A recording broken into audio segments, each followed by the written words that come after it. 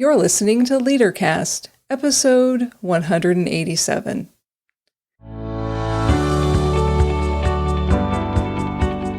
Welcome to LeaderCast, Transforming Missions podcast with Tim Bias and Sarah Thomas, providing you with insights and resources you need to lead a movement of Jesus followers.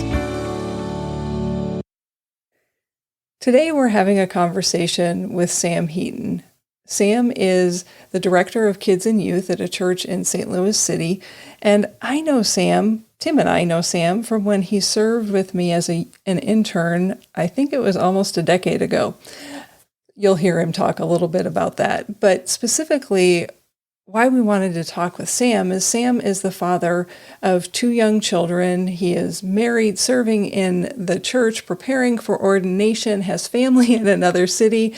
And so we wanted to know, what does rest, relaxation, and play look like in this season? How did you navigate it with youth? And what's your wisdom for folks moving forward? As a reminder, you can find show notes for this episode at transformingmission.org/187. Without any further wait, here's our conversation with Sam. Well, Sam, welcome to LeaderCast. To get us started, would you tell us who you are and what you get paid to do? Yeah, my name is Sam Heaton, and I work at a church in St. Louis City. I'm the director of kids and youth there. So in addition to teaching about Jesus to kids and youth, I also do some general church things like preaching and outreach, and I also am in the process of ordination. And you're also, not that this is what you get paid to do, but in terms of who you are, come on, you've got two little humans in your world that... I have a 2-year-old who, he's a boy, his name is Kuiper, and he's a big bundle of energy. And we also have a 2-month-old that was born last December, and her name is Mabel, and she's really cute. She was your Christmas present this last year. She was actually supposed to be due on the 24th, but she came on the 17th. So. Leave it to women. Show up early. Exactly. Sam, you already know that part of what we do with the podcast, with LeaderCast, is talk about courageous leadership. So what does being a courageous leader mean to you?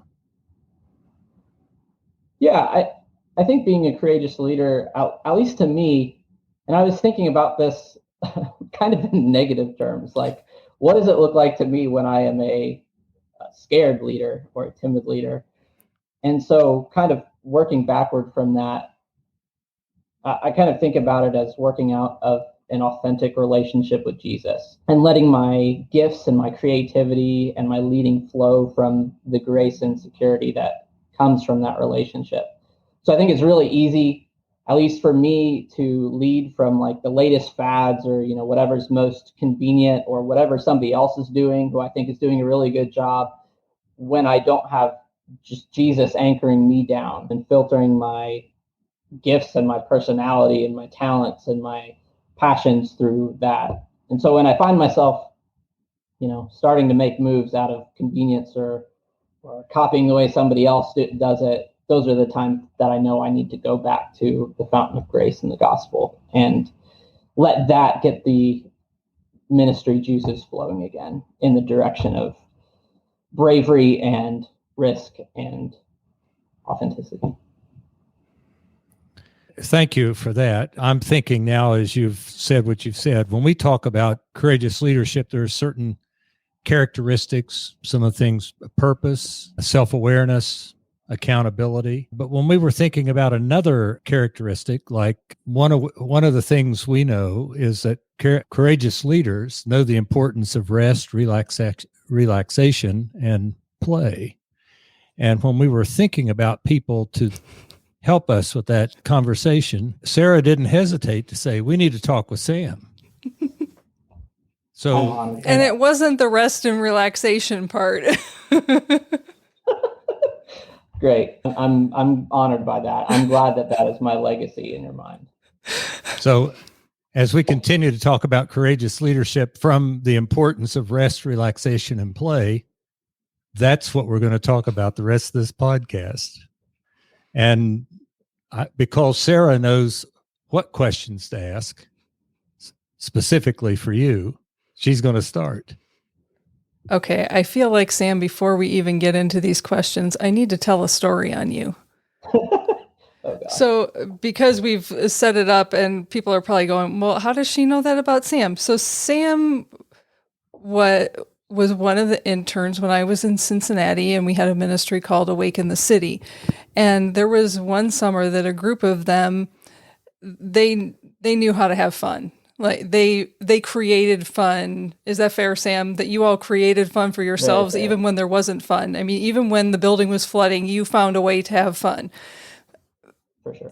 I mean, that was just a part of who you are. And the lasting image in my mind of Sam and this cohort of people, and I'm saying Sam because I think Sam might have been the ringleader in this. Maybe not. Maybe Trey was a part of leading this force too.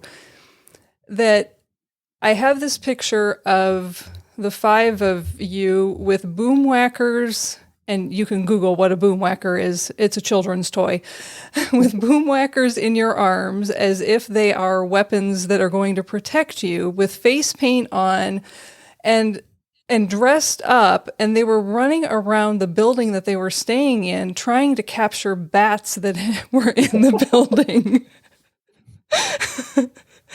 And can I also say that we were terrible at catching bats? I think one of us actually got hit by the bat. I forget who that was. That might have been Denise, but yeah, I don't think any bats ever were caught and released into the wild, but I do think there was a lot of fun that happened in the process of chasing down said bats. And I don't think any bats were harmed in the play either. They were not. No, I don't think we could have if we tried. And also, Sarah, I would like to say that I remember when you brought those boom whackers out to us, you had very noble intentions for them. You had bought like so many of them for the purposes of worship, like we were going to use them in all of the, for all the worship songs. I don't think we ever ended up doing that. I think they immediately became a weapon. And I mean, they were good for catching bats. They made us feel better and more secure in the building. So they did serve a purpose, but yeah, I was clearly delusional in the use of boom whackers for worship, and we were trying to find some fun, playful things, and that just didn't happen. Okay, you now know why I was thinking of Sam for this conversation. So the first question for you, Sam, to continue down the route of fun, is you're in a very different season of life. You have already said that you are a dad, you're a husband, you're serving in full-time ministry. Life looks very different than what I just described when you were still in college. So what does fun look like for you in this season of your life? Yeah, I love the way that you framed that, because that was kind of how I was going to frame it if I didn't hear everything that you just said. Because if you were just to ask, what does fun look like for you, it would sound a lot more like chasing bats with boom whackers. But, I have a 2-year-old now, a 2-year-old and a 2-month-old. And so I've kind of learned through my, 28-year-old wisdom here that fun is super subjective, and it's really based on what season of life you're in. Because my fun is now filtered through my 2-year-old's fun. It's filtered through Kuiper's fun and what he finds fun.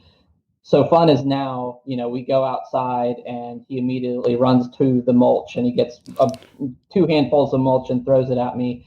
And so like throwing mulch and looking at airplanes in the sky and collecting leaves and getting them in a pile and then getting mad when they get out of the pile and then putting them back in the pile again. Like that's what he finds fun, And so I think my life would be very miserable if I didn't join him in that and find that fun as well. And that's also kind of, in a way, like not to get too like over spiritualize this or anything, but there's an author that I like named Mike Cosper, and he writes about how we live in a disenchanted age. Like everything is, he's kind of riffing off of the philosopher Charles Taylor, and how we live in this age where everything is over rationalized, and it takes there's kind of a magic that God infused into reality for us. And so we're supposed to find wonder in nature. We're supposed to find wonder in reality. We're supposed to find wonder in life. And in the age that we're living in, that's being made very difficult. And so, at least for me, Kuiper is, when I do that, I get to enter in with Kuiper into this realm where it really is crazy how we have airplanes that fly in the sky, and that we can throw mulch and it gets everywhere. And like there's just a magic of reality that, that God infused into it, that I get to enter in and see again with him. So that's been fun.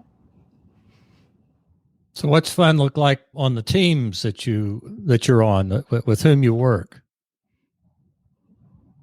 Yeah, especially for COVID, it's been very difficult on everybody. And so I work with, I lead a youth group as part of my job, and it was very difficult for them, just like everybody else, really, right? But especially for younger people, college students, and the junior high and high schoolers that I work with, it was very hard just not being able to be social with people again.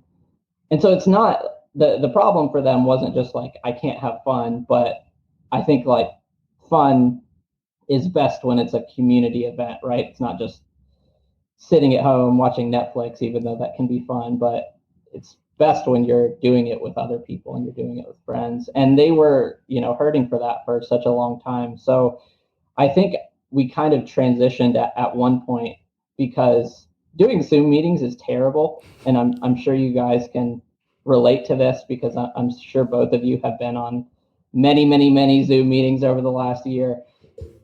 And I think it's especially terrible for them because they had Zoom meetings for school. So they were doing that 6 to 8 hours a day. And so when we did Zoom meetings again, and I was trying to, we were trying to read through, what was it, screw tape letters and talk about it with each other. And it just did not go very well. And so I think we kind of just transitioned to using, not that we didn't do anything serious and pray with each other and things like that, of course, but we kind of transitioned to making that, a fun time together, and really focusing on the fun and the together, because that's what they needed mentally and emotionally and spiritually at that point. So we did like a Bob Ross night, which was great. I don't think any of them had heard of Bob Ross, and I'm terrible at painting. So that was kind of a weird thing for me, but we did a Bob Ross night where we sent out wigs and paint and canvases, and we watched a Bob Ross video together. We did our best, and some of them drew aliens, and it was great. Some of them were actually very good and beyond what I could ever hope to do ever. So we did that. We did like a digital escape room. We did other things, during the height of COVID, especially during the winter. And just really, I think we really leaned on fun during that time. So you may have already hit on this by talking about what you just shared about what you were doing with the youth. I'm wondering if you can share with our listeners about how you go about creating a playful, fun environment.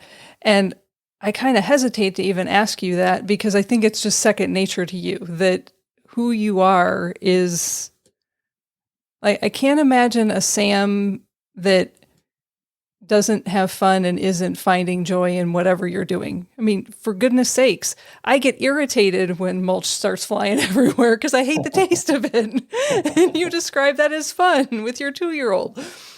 So how do you create playful, fun environments with people?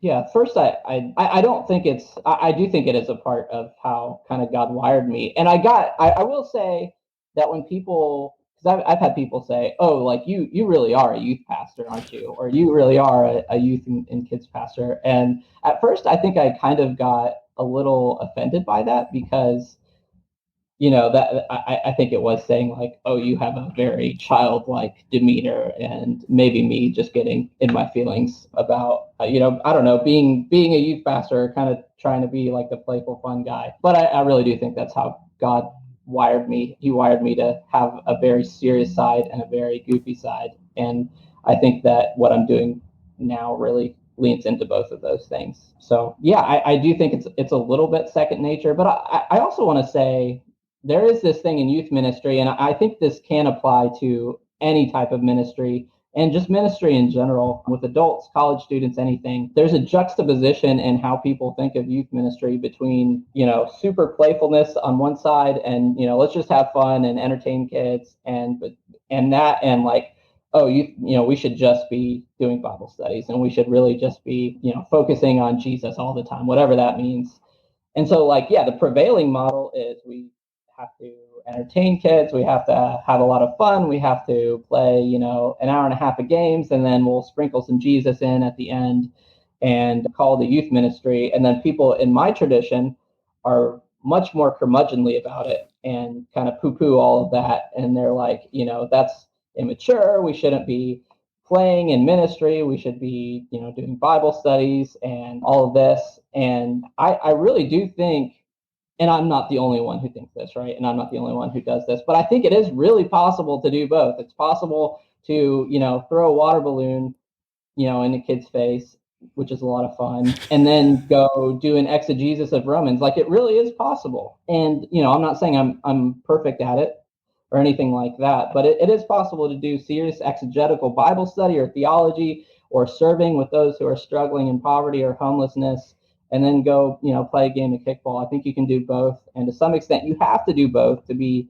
an authentic community. I really do think that play and having fun is a part of what it means to be a new creature in Christ. Like, I know there are parts of the Psalms and Job where, it's describing creation and how God created these wild animals and, the Leviathan to frolic in the water. And then, when Isaiah is describing the new creation, he's talking about children playing over the holes of cobras, because that's what, when we're safe and we're secure and we're resting in the security and salvation of God, then we can play, right? And there's also that part in the Gospels where Jesus was critiquing, the current generation, and he compared it to children who refused to play. They wouldn't mourn with John, and they wouldn't dance with Jesus. And so part of what the new creation is, and part of what Jesus is calling us to do, is to dance with him, to have fun. And so I think that there's, if you are saying, if there's people out there, I don't know if anybody listening to this would identify with, we can't do any of those fun things. Well, if you're studying the Bible as part of your serious time and you're reading about, part of the new creation being dance and playfulness, then I think that there's a disjunction there. So it really is possible, and I really think that should be a part of our churches, like play and fun. Like, it should be a part of our churches, and I think that would help with some of the things that we're even struggling with today. So, Sam, it's been a long time since I was a youth director, but I do remember the days where we had water balloon fights in Jesus' name. For sure. And I actually, maybe I shouldn't tell this story. I hope that nobody on my ordination committee is listening to this. But when I was a youth, so one of my friends, I was a part of, introducing him to Jesus. He became a Christian.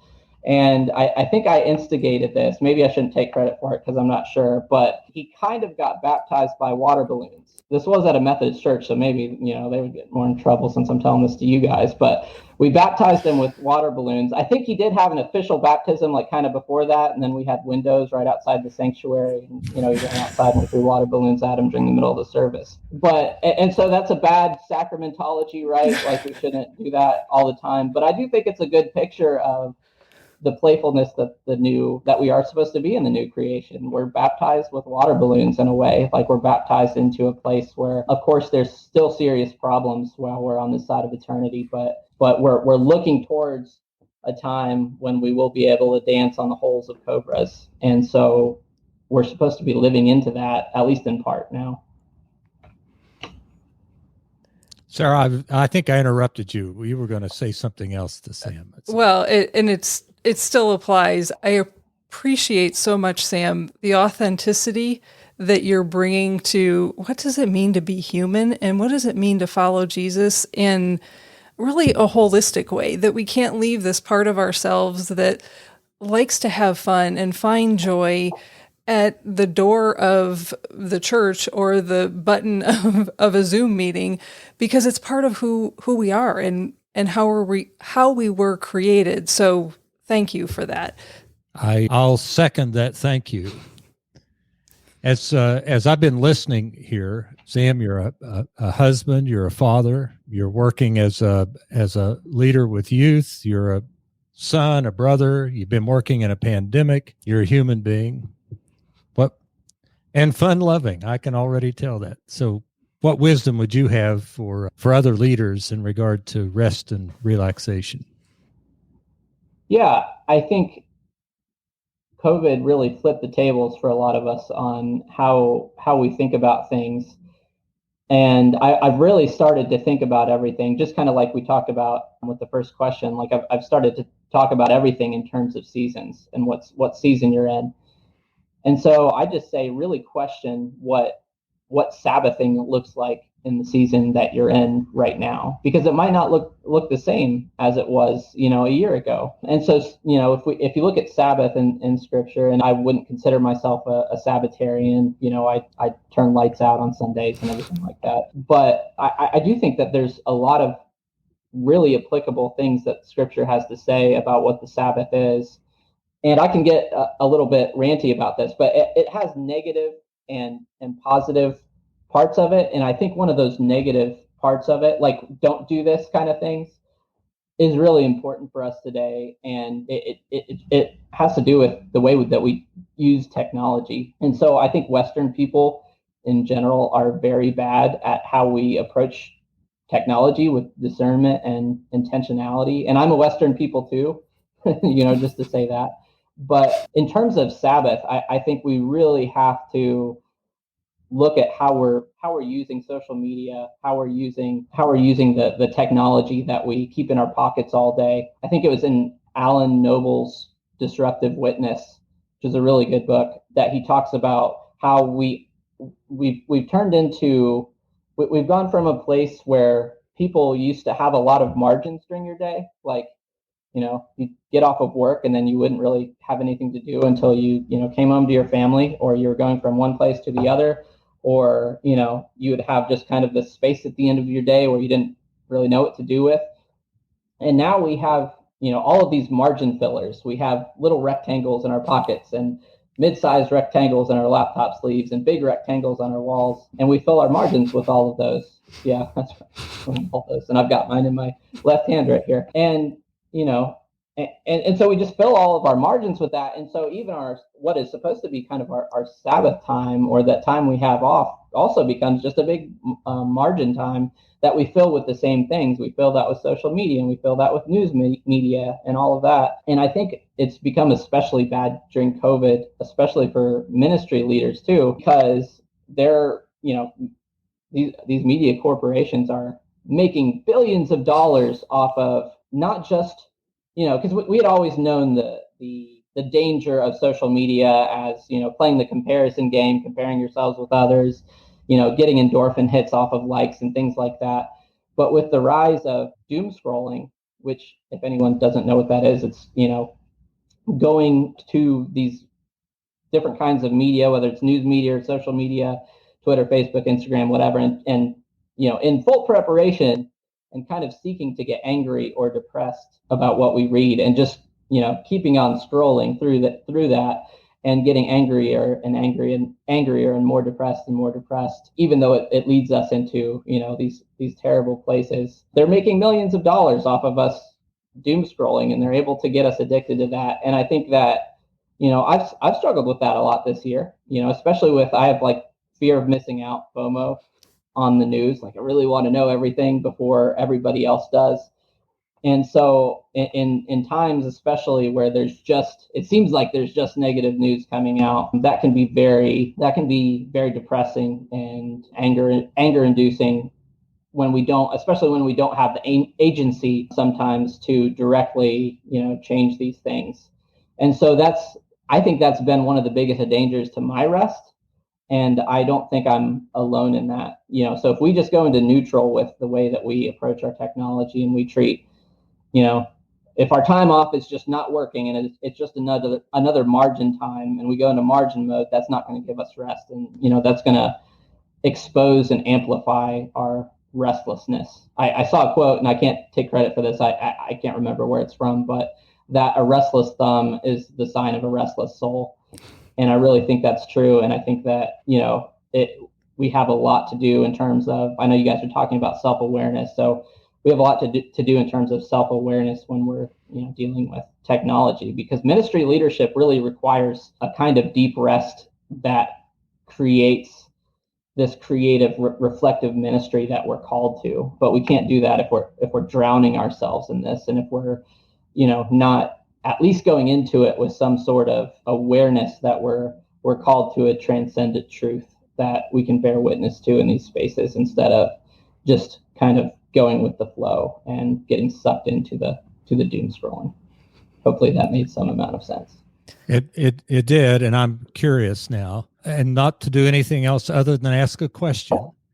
Would you recommend leaders especially, but for all of us, to step away from social media occasionally, or to put the phones down and for a period of time not have anything to do with it? Is that, I'm not looking for anything. I'm just a question based on what you've said.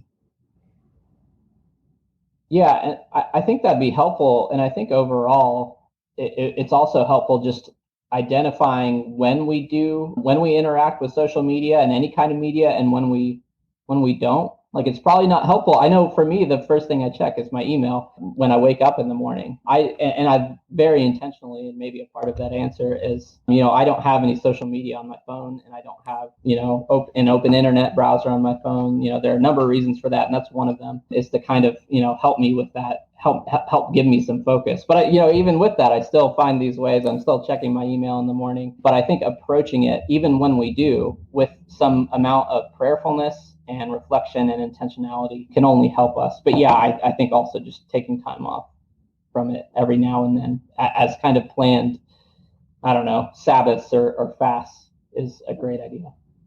So the other thing I'm hearing you say, though, is around self-awareness.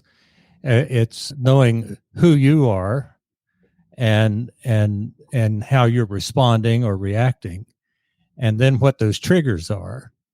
And that's another thing I'm hearing you say, is that maybe a healthier way isn't to set it aside and have a Sabbath from the social media, but understanding how you best interact with social media.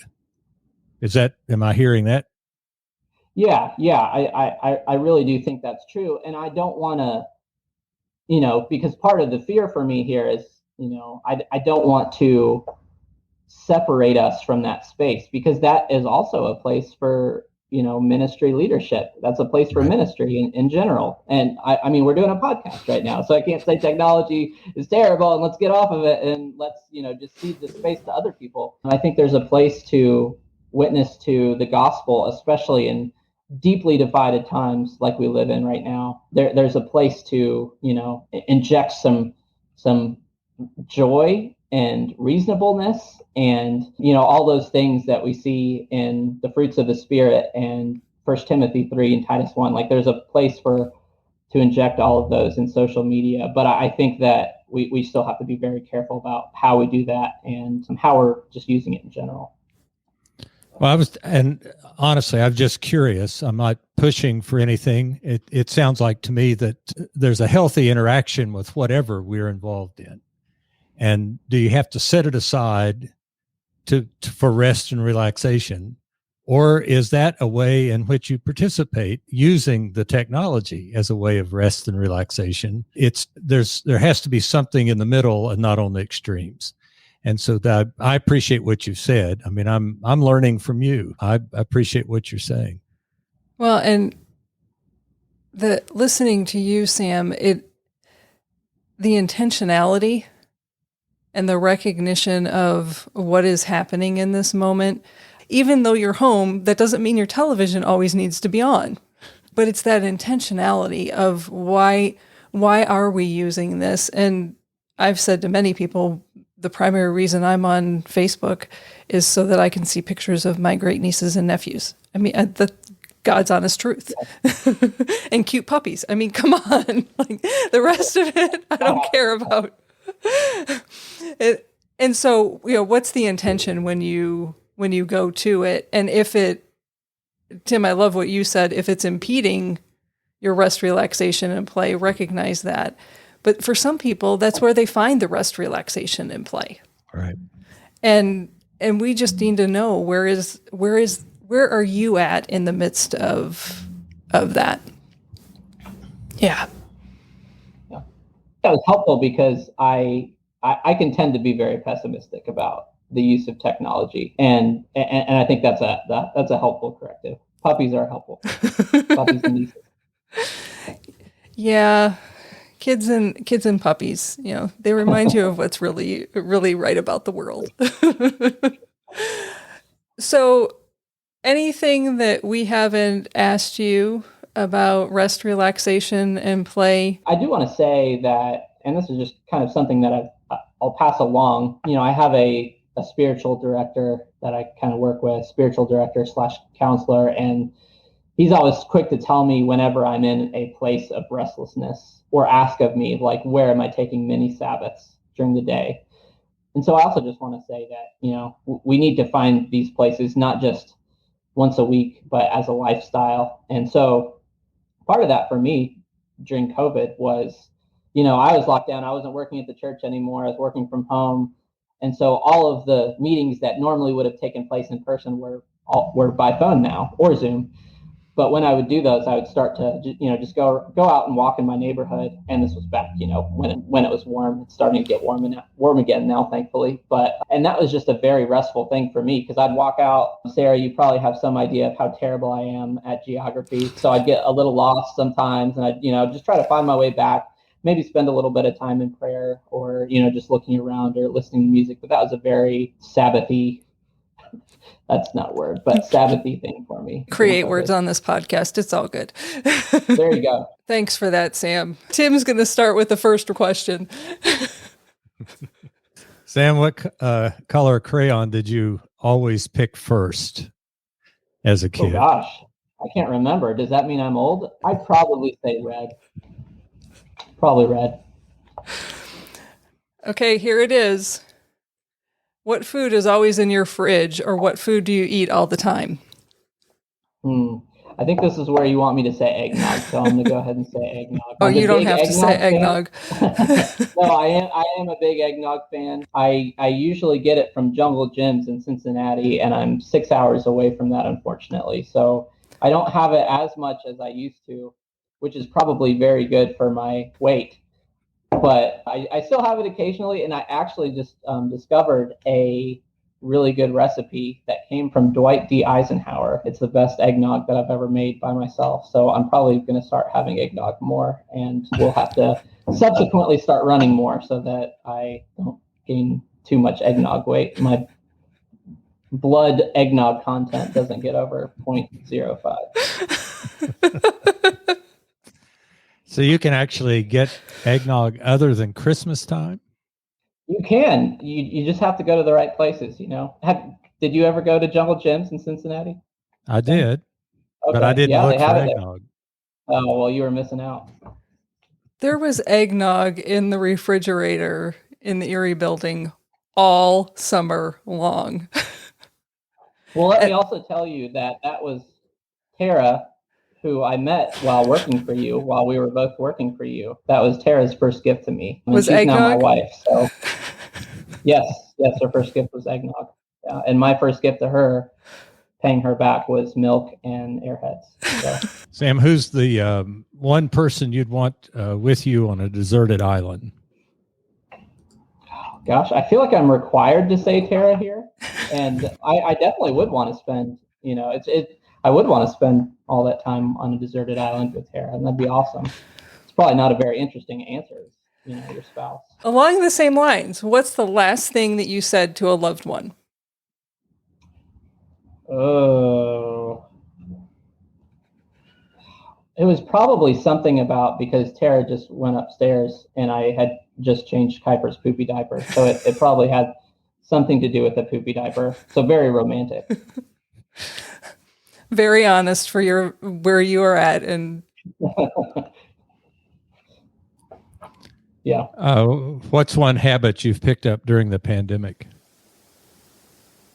So this one was probably something that I hadn't really done before. I've started reading, not not, I was going to say not religiously, that'd be a kind of funny thing to say, but not like all the time. But I've started reading poetry.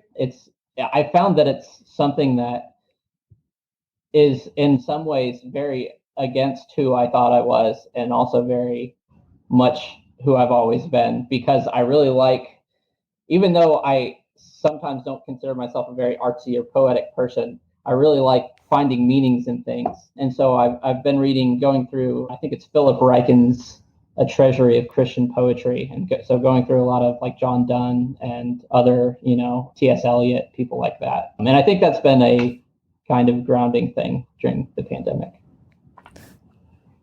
So you've mentioned books a few times in our conversation. What's your favorite all-time book, or what book are you reading right now? Oh, those are hard questions. I love C.S. Lewis. Sometimes I call him my grandpa. So I'd probably just have to say C.S. Lewis's books for favorite books. I know that's also probably a popular one to say. But right now, I'm going through, I feel like I'm always reading like 7 books, and I'm reading them all at like 15% pace.